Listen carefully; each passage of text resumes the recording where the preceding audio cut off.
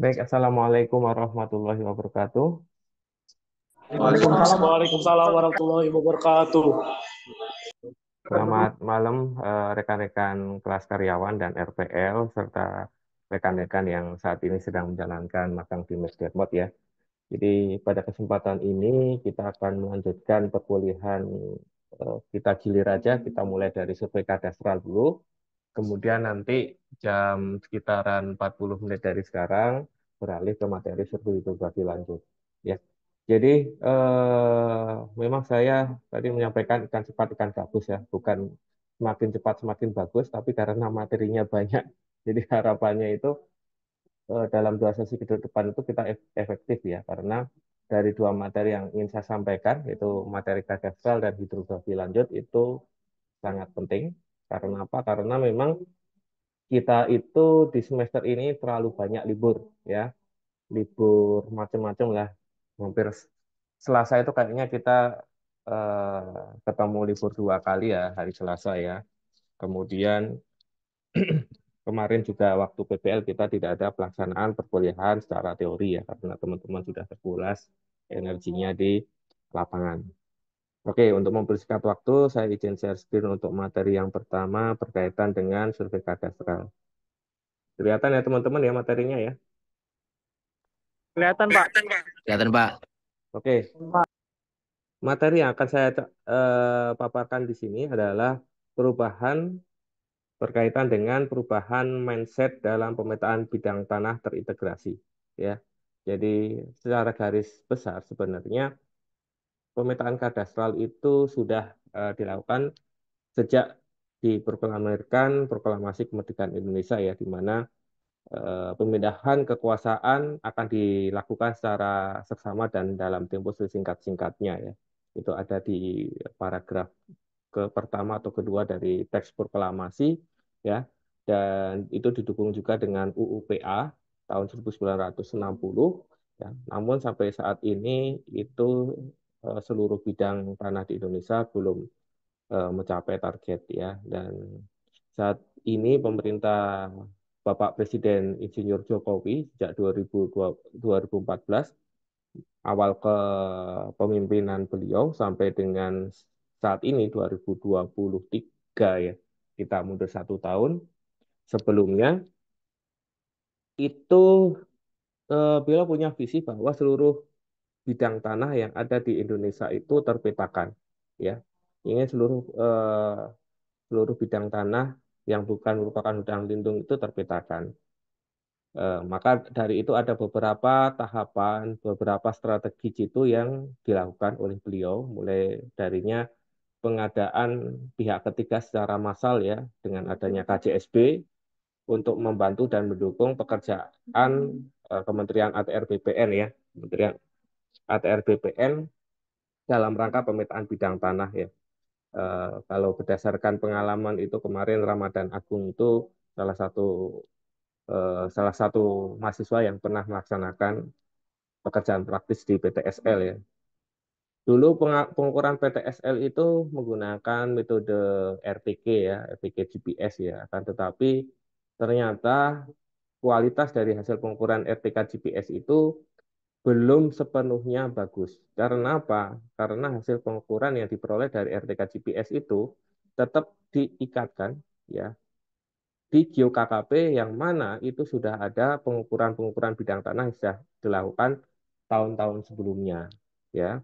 Sehingga pada masa-masa kini per 2020 dia per 2022 maka pengukuran terestris dan ekstraterestris itu sudah beralih menjadi pengukuran secara integrasi ya. Secara integrasi itu menggunakan peta dasar foto udara, yang mana penggunaan foto udara itu sudah teman-teman aplikasikan pada pelaksanaan PBL kemarin. Nah, nanti saya akan singgung nih, sejauh mana sih pekerjaan PBL yang sudah teman-teman lakukan itu terhadap suatu rangkaian pekerjaan PTSL sampai sampai kita menghasilkan pekerjaan PBT ya. Jadi teman-teman ya, termasuk kelompoknya Ronaldo ini yang hobinya ngukur ulang. Makanya ini penting karena ketika kita melakukan pengukuran di lapangan ya udah pada hari itu juga kita selesai. Jangan terlalu hobi ngukur berlebih.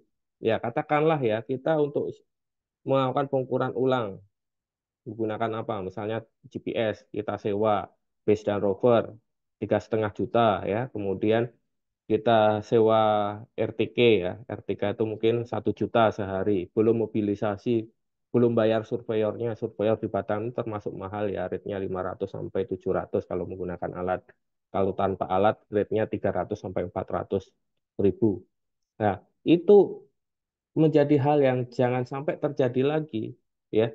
Makanya kemarin di grup angkatan saya sempat menyampaikan teman-teman harus bisa memastikan bahwa datanya itu bagus, benar ya, dan valid ya. Oke, jadi kita masuk ke materi ya. Ini menuju Indonesia lengkap pada aspek spasial. Berdasarkan arahan Presiden Republik Indonesia, target kita di tahun 2025 itu seluruh bidang tanah di Indonesia harus sudah bersertifikat dan tidak ada lagi orang punya tanah tidak punya sertifikatnya. Contohnya apa? Contohnya ini yang kelompok 4 ya, kelompoknya Miola itu ya. Nama Bella ya kalau nggak salah ya. Pak, saya diusir warga. Nah, Pak, saya diusir warga. Ini dinamika sebenarnya. Ini merupakan dinamika. Makanya kemarin memang saya melihat teman-teman berapa kali diusir warga, wah, saya senang gitu. Senang karena apa? Karena teman-teman punya pengalaman turun di pekerjaan real. Ah, nanti kita lihat di apa namanya di lamannya Bumi ATR BPN ya, apakah apa namanya bidang tanahnya itu sudah bersertifikat atau belum. Nah, ini agak unik nih karena di Piayu Laut itu sebagian itu sudah bersertifikat, sebagian masih hutan lindung. Oke, seluruh bidang tanah harus terdaftar atau bersertifikat, termasuk tanah adat dan tanah kesultanan, dan tanah kadipaten yang hanya ada di Provinsi DIY, sebagaimana diamankan Undang-Undang Keistimewaan DIY. Ya, DIY itu adalah Daerah Istimewa Yogyakarta ya. Jadi sudah beberapa tahun yang lalu, baik kalau tidak salah mulai tahun 2017 itu sudah dimulai untuk melakukan pengukuran tanah kesultanan dan tanah kadipaten. Oke, sebelum adanya pelaksanaan PTSL, yaitu sampai dengan tahun 2016, bidang tanah yang terukur sejak 1961 sampai 2016, yaitu sejak awal PMNA, Peraturan Menteri Negara dan Agraria, atau melalui Undang-Undang UUPA ya, UUPA yang terbit di tahun 1960 ya, berarti pengukuran ini mulai dari 1961 sampai 2016 ya. Ini sekitaran berapa tahun ini? Ini 40 tambah 10 ya, 40 tambah 10 55 tahun ya. 55 tahun itu baru terpetakan 48,5 juta bidang tanah ya. Kemudian melalui program PTSL dari 2017 sampai dengan 2021 itu kurang lebih mencapai 41,4 sekian juta bidang tanah ya sudah terpetakan ya. Secara secara statistik percepatan pemetaan bidang tanahnya mampu digesa dengan maksimal ya. Akan tetapi berdasarkan target tahun 2025 itu seluruh bidang tanah terpetakan itu belum tercapai.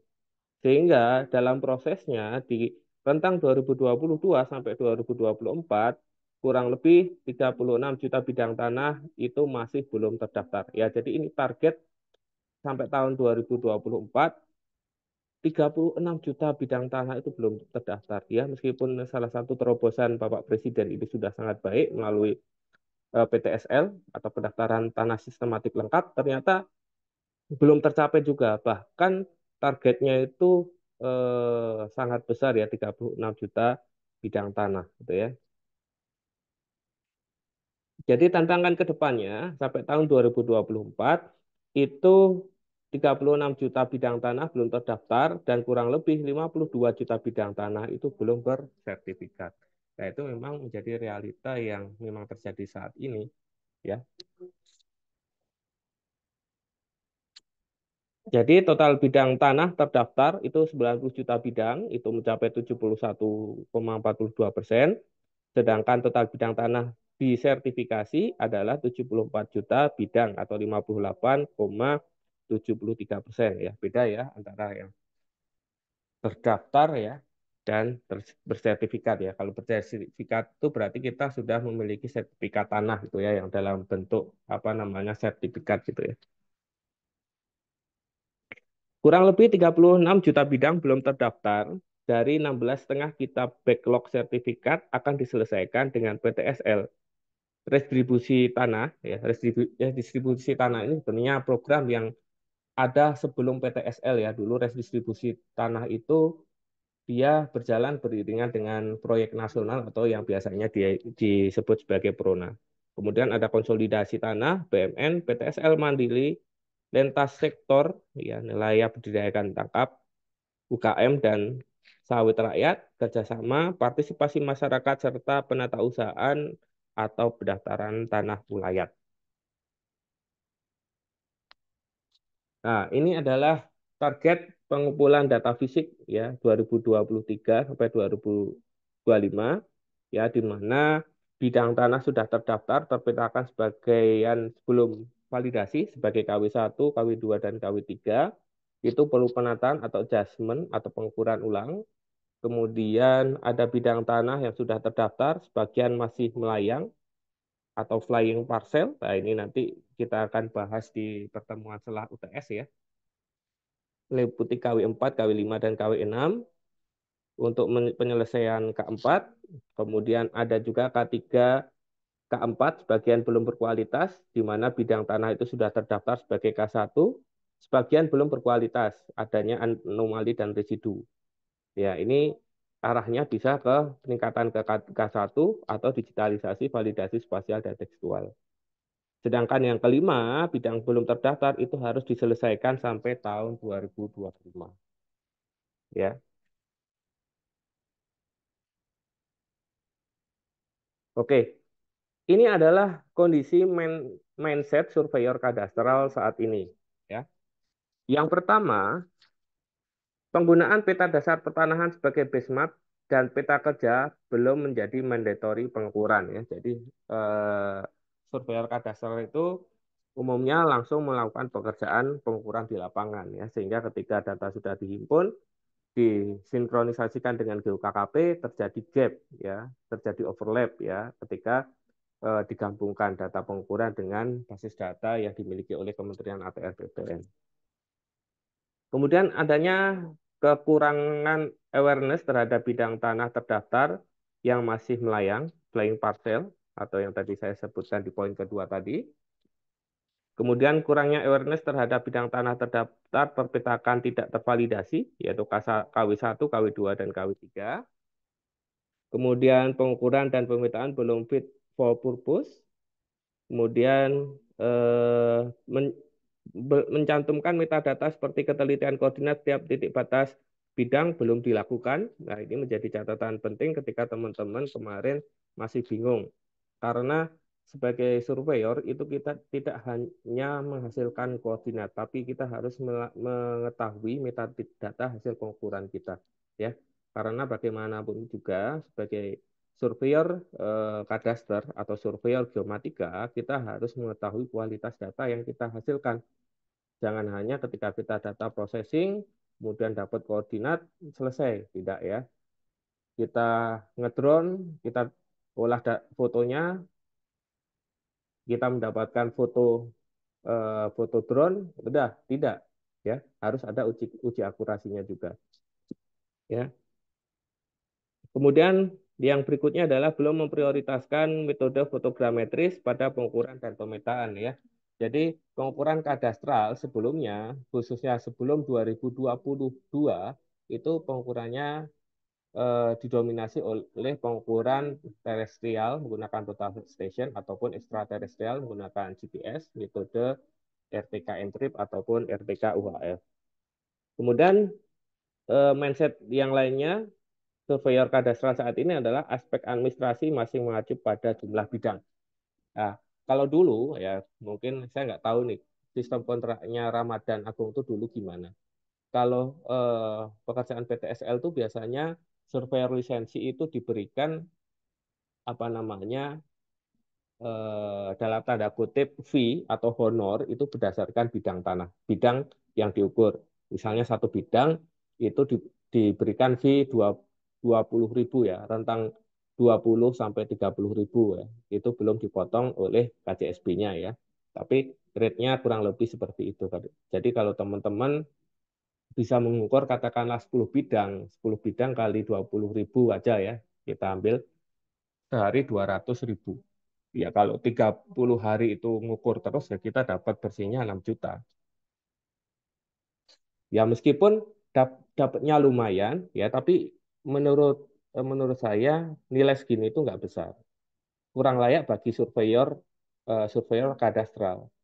Kenapa hal ini terjadi? Karena ya memang banyak sekali yang banting harga pada saat tender ya. Sehingga yang seharusnya nilainya sekian banyak sekali apa KJSB yang banting harga sehingga memenangkan tender mengupayakan nilai seminimal mungkin untuk surveyor berlisensinya.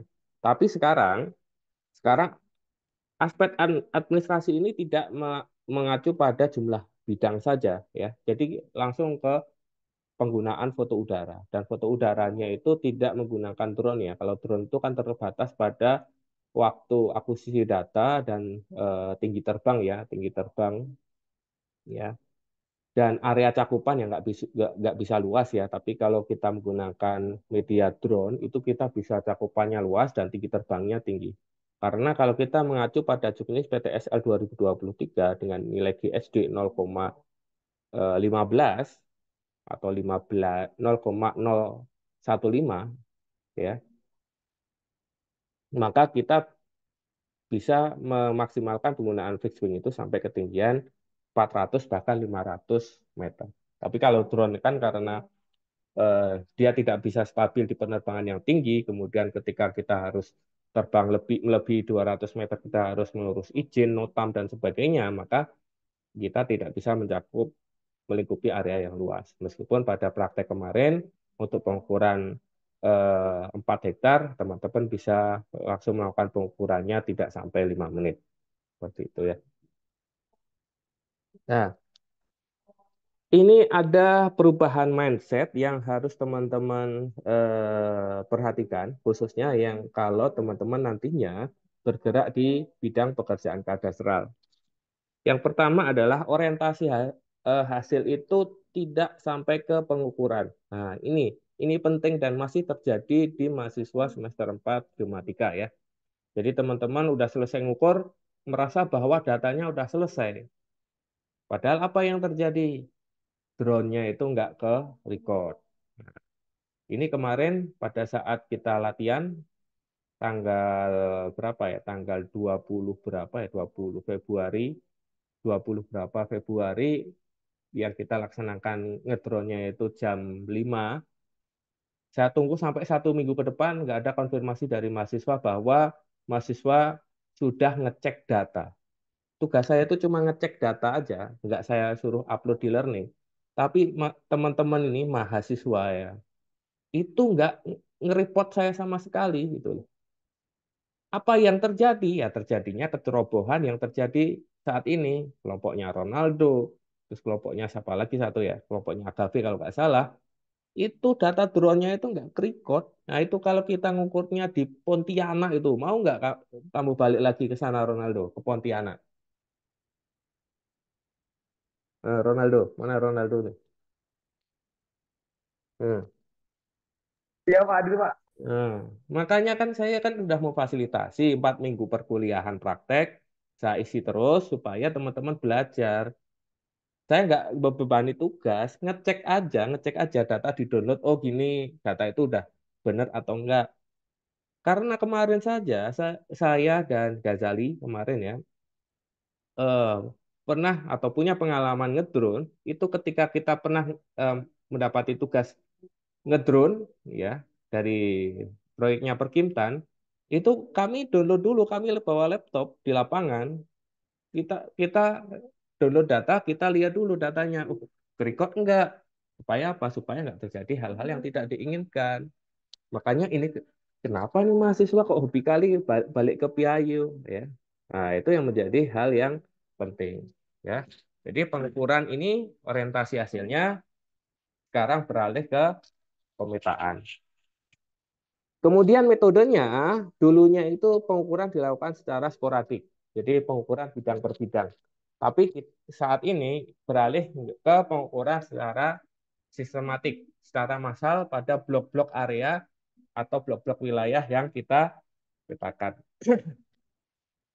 Kemudian data, ya, data kalau pengukuran bidang tanah sebelumnya itu dilakukan pengukuran bidang tanah ya, lebih ke arah panjang dan lebar dari bidang tanah tersebut. Tapi pengukuran saat ini nantinya itu kita harus memperoleh titik batas bidang tanahnya ya. Jadi titik kalau dia bentuknya bujur sangkar ya ada 4 titik ya. Kalau dia bentuknya segi 5 ya berarti ada 5 titik ya. Jadi pengukurannya itu ke titik batas. Jadi batas bidang itu bukan melulu masalah oh batas sebelah utara saja, selatan saja, barat saja, atau timur saja, tapi ke seluruh batasan yang kalau misalkan kita menggunakan apa namanya topologi berarti termasuk di timur laut, tenggara, barat daya dan barat lautnya. Jadi setiap satu titik batas itu bisa bersinggungan dengan banyak sekali bidang tanah yang bertetanggaan. Kemudian ya ini kualitas. Kualitas itu kita tidak hanya ketelitian luas saja, panjang lebar mendapatkan luas, tapi ke akurasi. Ya, makanya teman-teman, kemarin saya selalu menghibau ya bahwa hasil pengukuran GCP dan ICP itu selain Anda mendapatkan koordinat, itu Anda harus tahu metadatanya ya. Jadi teman-teman, ketika Anda melakukan segala bentuk pengukuran, Anda itu harus tahu, oh data ini berkualitas enggak, ya. Jadi ketika kita melakukan pengukuran GPS pun, ketika kita sudah melakukan pengolahan, kita harus memperoleh metadatanya. Kalau nggak dapat metadatanya, ya untuk apa gitu ya? Pasti akan menjadi masalah ketika nanti Anda uji akurasi. Pak, uji akurasi kok nggak masuk-masuk? Oh, karena waktu Anda melakukan pengolahan GCP dan ICP, itu Anda nggak mencatat atau menyimpan metadatanya. Karena di 2 minggu atau 3 minggu yang lalu saya pernah membahas terkait metadata pengukuran ya. Salah satunya ketika melakukan pengukuran CNS, Anda harus mencatatkan akurasi eh, ketelitian pengolahan datanya.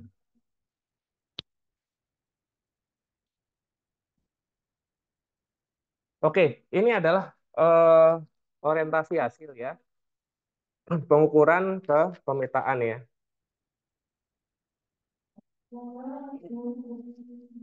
Kita banyak mengenal tentang peta pendaftaran atau GeoKKP, basis data yang tersedia di ATR BPN ya, sebagai single source of truth ya. Jadi, orientasi pengukuran lama itu masih melakukan pengukuran dengan menggunakan meteran, TS, atau RTK. Namun, seiring dengan perkembangan teknologi, maka orientasi pemetaan itu cepat, sederhana, dan mudah. Ya, jadi Faisal, oke. Jadi dari GeoKKP itu atau nantinya kemudian digunakan sebagai dasar pembuatan peta foto udara, ya peta foto udara, kemudian kita olah, ya, jadi kita lakukan georeferencing, kita melakukan orthomosaiking, kemudian Anda melakukan uji akurasi peta. Kalau sudah, Anda melakukan apa namanya membawa peta dasar itu untuk dilakukan identifikasi awal, ya identifikasi awal ke pemilik batas bidang tanah dan tetangga-tetangga batas bidang tanah untuk dilakukan validasi penetapan lokasinya. Nah, ini nanti di slide berikutnya akan saya eh, tampilkan ya. Jadi peta dasar yang kita buat itu baru kita gunakan sebagai peta awal ya. Jadi teman-teman itu dari rangkaian mulai masang BCP, kemudian ngedrone, kemudian mengukur ICP, kemudian Anda olah, melakukan transformasi, maaf, georeferensi, kemudian Anda melakukan orthomosaiking, itu Anda baru menghasilkan peta bidang tanah. Maaf, peta foto udara, peta dasar foto udara. Dari peta dasar foto udara itu Anda baru melakukan uji akurasi. Uji akurasi, apakah peta dasar ini layak untuk penetapan batas atau tidak? Kalau tidak, harus melakukan pengukuran ulang. Jadi prosesnya itu dalam pekerjaan survei geomatika di bidang kadastral itu seperti itu. Anda melakukan uji akurasi, kalau belum bagus, Anda ngukur ulang. Bukan Anda ngukur, mau download data, datanya nggak ada. Nah, itu kan ceroboh. Tuh ya. Jadi saya itu selalu bilang, ini hal yang sangat ceroboh ya. Kenapa saya mohon maaf kalau mungkin agak menyinggung? Karena hal ini jangan terjadi lagi di pekerjaan real, gitu ya. Jangan jangan lagi terjadi di pekerjaan real ya. Kalau oke lah kita kan belajar sambil ngerjain project, tapi di next next project jangan sampai terjadi lagi. Nah, kemudian saya ingin menjawab pertanyaan Meola ya. Jadi ini masih bahas tentang single source of truth, kok Meola. Bela ya, kelompoknya Bela ya. Kelompoknya Bela. Pak, kenapa kemarin saya eh, di Ayu kok di Ayu Laut kok mendapat penolakan dari warga ya, saya share screen. Meola sama Bela tidak satu kelompok ya. Sorry ya. Oke ya. Ya, ya kita bisa searching di Bumi ya. Bumi, kemudian kita akses Bumi ATR BPN ya. Ini adalah sebuah situs peta interaktif yang digunakan untuk menyebarkan informasi spasial ya. Jadi kita klik aja, kita langsung saja tutup poin, mau lihat eh, di Piayu Laut ya, area pemetaan kita ya. Jadi hal ini menjadi pengalaman yang bagus juga untuk teman-teman bahwasanya konflik pertanahan itu sering terjadi. Ini ya, Piayu Laut ya. Nah, kita lihat legendanya ya. Ini yang warna kuning ini adalah bidang terdaftar ataupun kawasan terdaftar. Kalau yang hijau ini belum terdaftar ya. Jadi ini ya, ini kan kalau nggak salah jalan turunan ya, jalan turunan. Ya benar, pada area ini, area kelompok 4 kan sini nih, area kelompok satu dan di ujung Tanjung ini ya. Ini satu, dua, empat ya. Ini adalah area yang sensitif. Ya benar, memang karena di sini adalah daerah yang memang belum terdaftar. Karena di Piayu Laut itu hanya beberapa saja yang dia masuk ke bidang tanah yang terdaftar. Jadi ini sudah jelas ini bahwa di daerah yang memang sering bela diusir itu adalah merupakan daerah yang masih memiliki potensi konflik pertanahan ya karena belum terdaftar ya. Takutnya kita meskipun mahasiswa ke sana datanya di-share ke pemerintah, kemudian pemerintah bisa melakukan tindakan yang tidak diharapkan masyarakat setempat. Nah, seperti itu. Jadi ini bisa digunakan sebagai uh,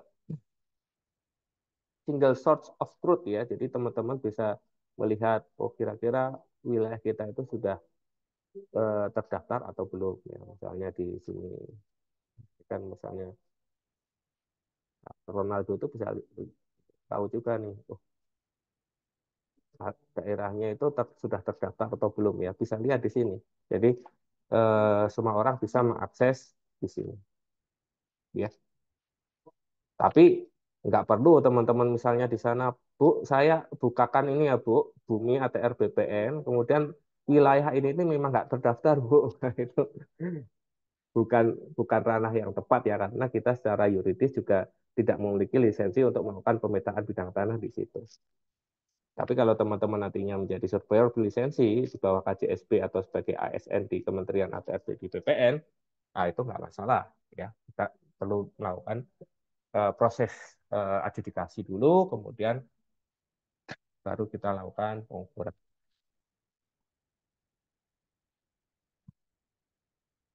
Kemudian metodenya dari sporadik ke sistematik. Peta dasar pendaftaran berupa peta CSRT.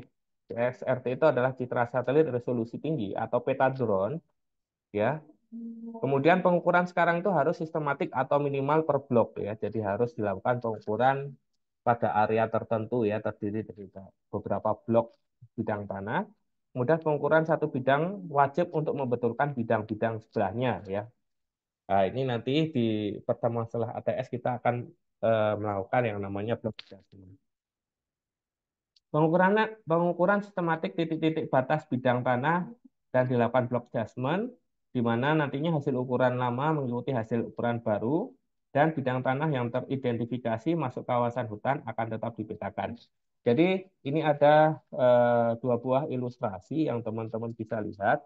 Di sebelah kiri itu adalah salah satu metode yang dilakukan secara sporadik, ya. Ada basis data di UKKP yang sudah terukur sebelumnya dan kita lihat dia tidak sinkron dengan base map-nya.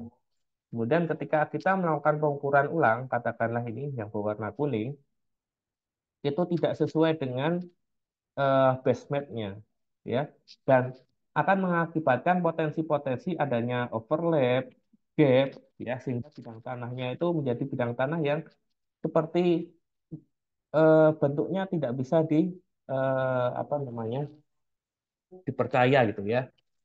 Oleh karena itu kita perlu melakukan pemetaan secara terintegrasi. Salah satu contohnya menggunakan pengukuran menggunakan foto udara, ya, sehingga nantinya hasil pengukuran foto udara kita lakukan penetapan batas.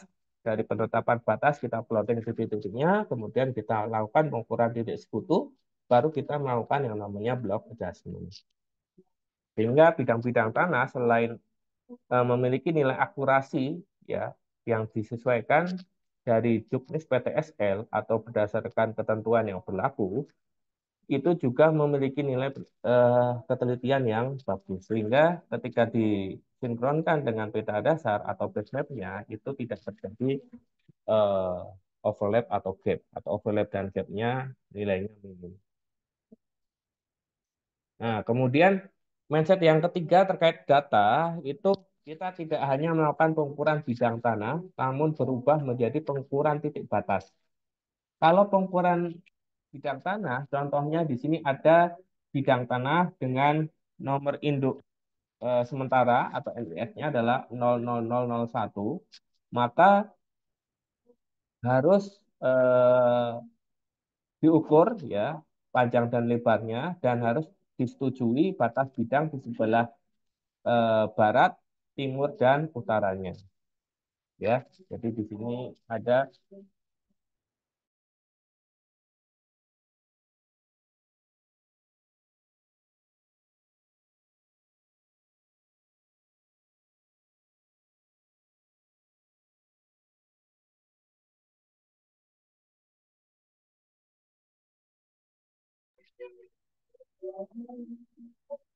Oke, kemudian mohon maaf banyak noise, ya.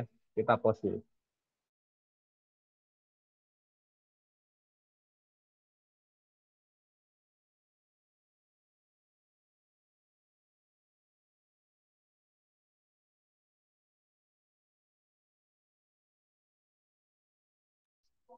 Oke, lanjut, ya. Ya, kemudian harus ada persetujuan juga di area di atasnya.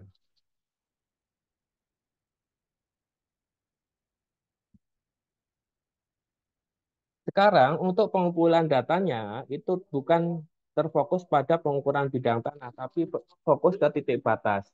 Jadi untuk bidang tanah dengan nomor induk sementara 00001 ini, maka kita harus melakukan pengukuran 5 buah titik, yaitu titik 1, 2, 3, 4, 5. Nah, setiap titik, ya, setiap titik itu harus ada persetujuan dari pemilik bidang tanah 2 dan 1, kemudian misalnya titik 2 itu 1 dengan 3, kemudian titik 3 itu dengan eh, 1, kemudian 3 dan 4, 0001, 0003 dan 4. 4 itu berarti ada 1, 2, 3, ya, dengan pemilik batas bidang 0001. 004 dan 005. Nah, kalau 5 ini berarti ada tiga juga ya. 001, 0002 dan 0005 ya.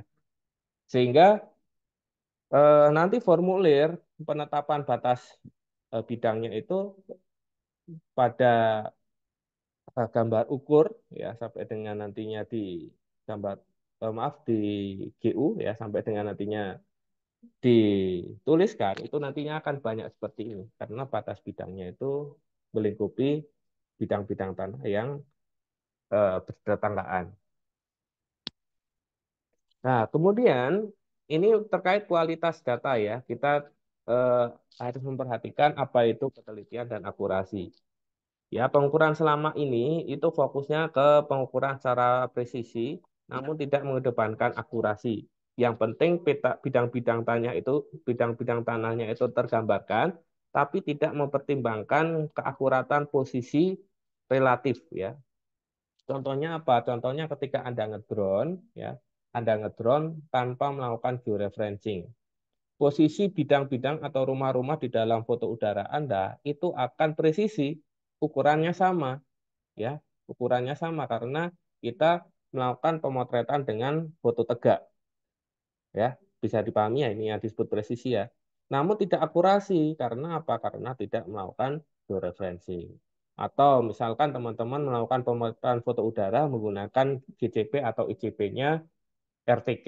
RTK itu ketelitiannya eh, 5 sampai 10 cm ya, 5 sampai 10 cm ya. Dan itu kan nggak bagus juga sebenarnya. Karena di untuk pengukuran GCP dan ICP pun data yang bagus itu sebenarnya di bawah 5 mili, tapi memang teman-teman banyak yang masih mencapai ketelitian 1 cm ya, tapi nggak masalah. Tapi ada beberapa yang hasil pengukurannya di bawah di atas 10 cm itu berarti udah jelek banget datanya. Dan itu akan mempengaruhi hasil uji akurasi data. Kemudian orientasi pemetaan ke depan itu akurasi dan presisi ya. Jadi penting keakuratan GCP-nya itu di bawah 1 cm, termasuk nilai ICP-nya juga harus di bawah 1 cm. Kemudian nantinya hal ini nantinya akan dilakukan untuk proses uji akurasi peta. Ya. Sehingga pemetaan titik-titik batas bidang tanah itu wajib menyertakan akurasi ketelitian. Nah, nanti di metadata dari peta yang Anda cetak itu Anda harus mencantumkan GCP berapa sampai GCP berapa itu harus dicantumkan. Nah, ini evaluasi juga untuk teman-teman bahwa dalam melakukan penamaan nomor titik GCP ataupun ICP, teman-teman itu masih mengedepankan eh, kepentingan kelompok ya. Jadi teman-teman masih GCP 1, GCP 2. Harusnya teman-teman sepakat itu satu angkatan itu GCP 1 sampai dengan GCP 20. Kemudian ICP-nya ICP 1 sampai ICP 12 itu yang punya ICP-nya itu siapa ya. Jadi satu area pemetaan itu dijadikan satu foto udara nantinya. Jangan satu blok, satu blok. Karena ini kan project base. Ya, sekali lagi ini bukan grup base ya, tapi project base. Jadi teman-teman itu ngerjainnya dalam project yang skala besar, gitu ya.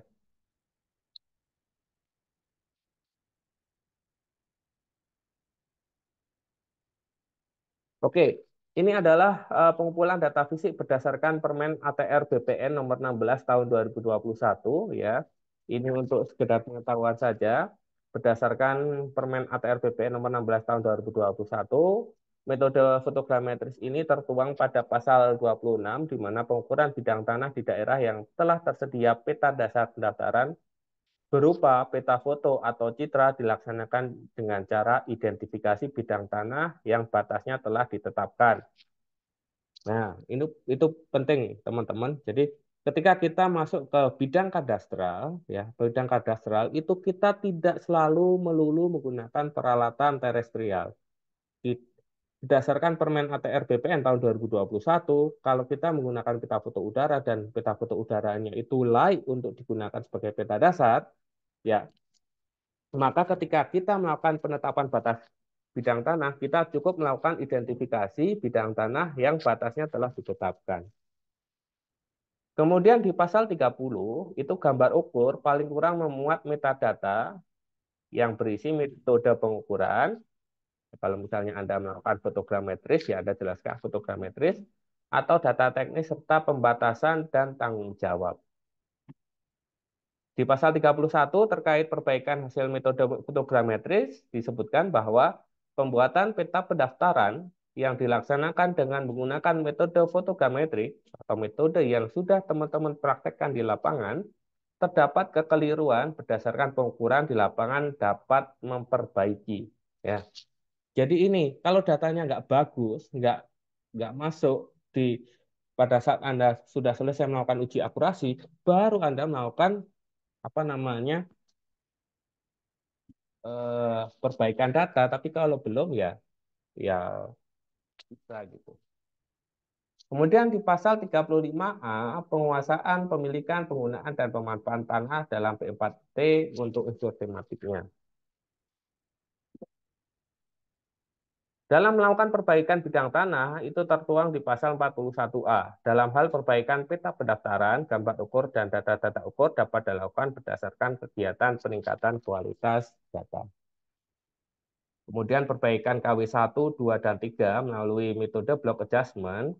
Di pasal 43, dalam hal terdapat bidang tanah terdaftar yang belum tepat terpetakan posisi bidang tanahnya pada peta pendaftaran tanah, wajib dipetakan kembali atau perbaikan dengan metode block adjustment. Materi ini akan teman-teman dapatkan di pertemuan minggu.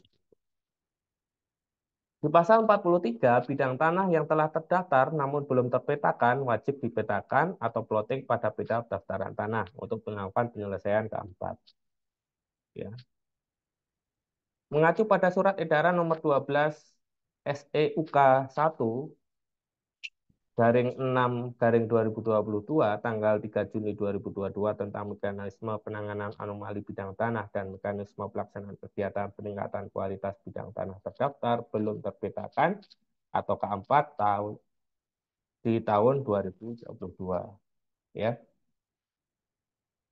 Nah, sehingga secara garis besar skema pengumpulan data fisik integratif yang nantinya ini merupakan salah satu rangkaian yang akan kita kerjakan dalam project based learning teman-teman itu secara garis besar sebagai berikut. Yang pertama adalah untuk tahapan ini kita tidak lakukan ya, yaitu kasih survei dan pemetaan, ASN melakukan sosialisasi dan publikasi pemasakan tanda batas.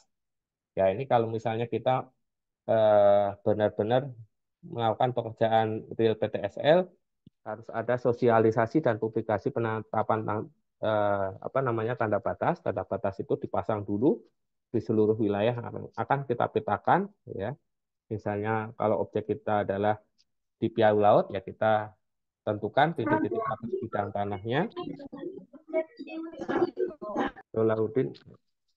Kemudian konsultan atau pihak ketiga dalam hal ini KJSB atau kita sebagai surveyor berlisensi itu melakukan pemetaan drone atau menggunakan UAV ya. Kemudian kita melakukan cek service level agreement meliputi resolusi dan akurasi.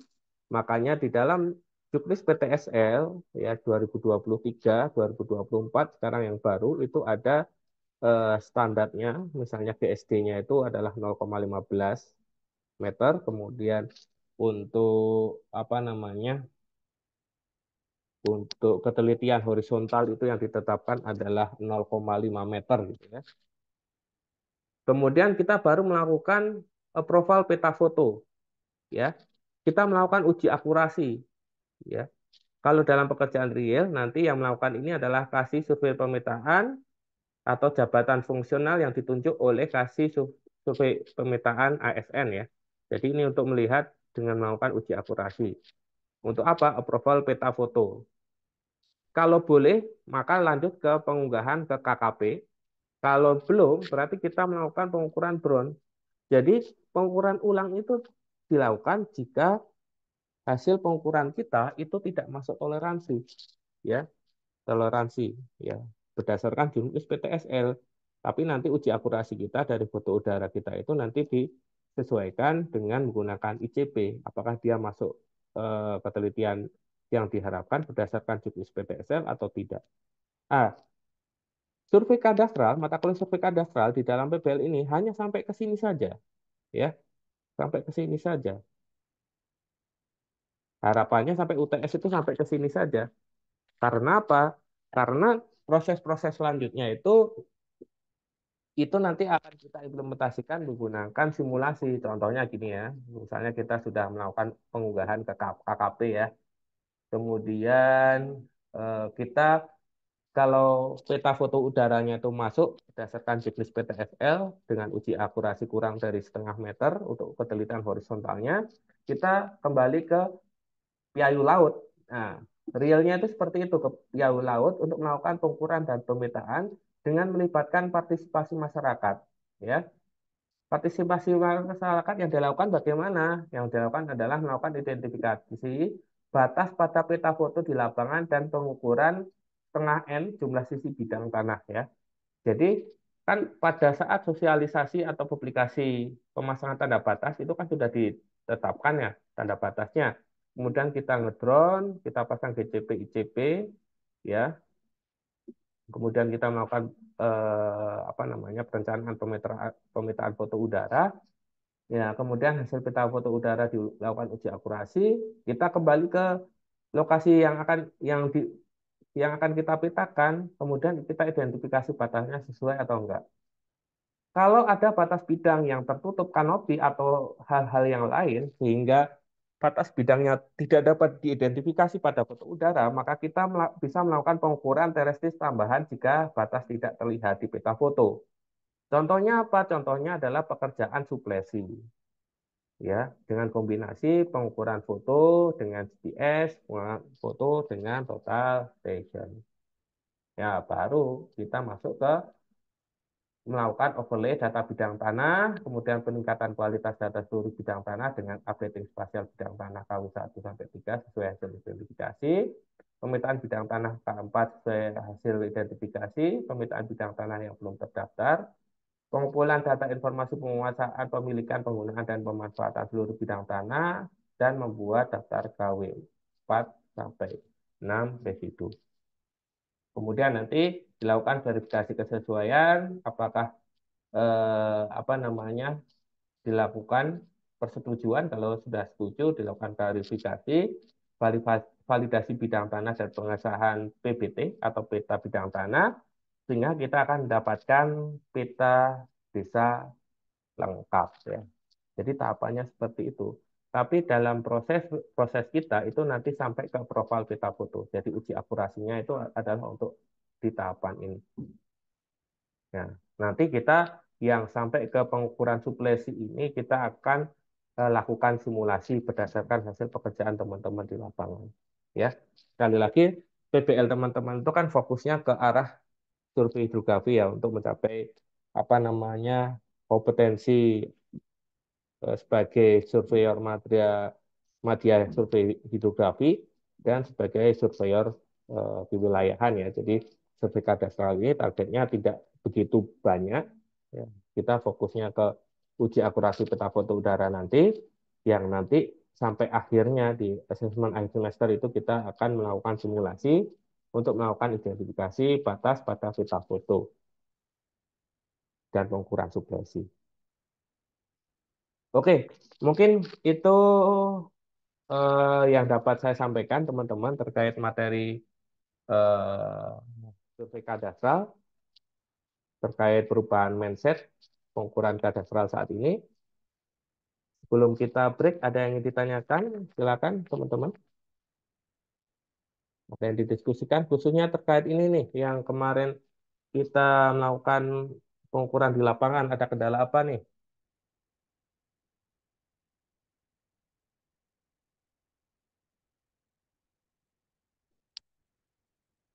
Nggak ada kendala? Nanti kendalanya japri pula. Gitu ya. Oke, kalau tidak ada kendala, kita break dulu 3 menit ya, 3 menit sebelum kita lanjut ke mata kuliah survei hidrografi ya. Mungkin itu aja teman-teman. Sampai sekian pembelajaran survei kadastral. Sampai saat ini kita akan lakukan break dulu atau jeda dulu sebelum kita masuk ke materi survei hidrografi lanjut di jam 21.17. Itu ya.